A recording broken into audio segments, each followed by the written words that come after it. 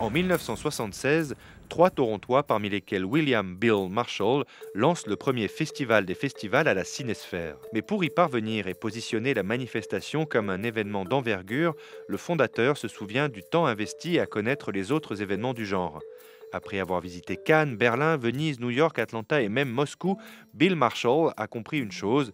Il pense que s'il y a un élément intangible commun à tous ces festivals, c'est qu'ils se détestent et cela a pour conséquence qu'ils se volent les vedettes et les filment entre eux.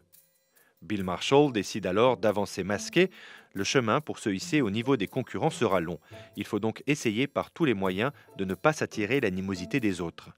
Germe alors l'idée d'une ruse. Et si on appelait l'événement le Festival of Festivals et qu'on lançait une opération séduction auprès des plus grandes manifestations planétaires consacrées au 7e art? Il suffirait de dire aux autres qu'on veut les honorer en projetant à Toronto leurs lauréats et en organisant des soirées de gala pour chacun d'entre eux.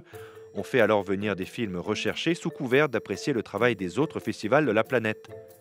Dans un livre écrit en 2005, Bill Marshall raconte comment il s'est rendu inoffensif, notamment auprès des équipes du Festival du film de New York qui se sont laissés berner à cause de leur ego.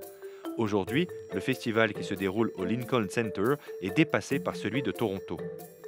Pourtant, l'indice de ce qui allait se passer était dans le nom même du Festival des festivals.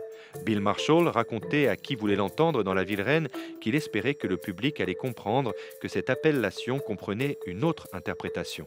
Faire de Toronto le parrain, le capo dei capi du reste de la planète. Le festival a depuis dépassé les espérances de ses pères fondateurs.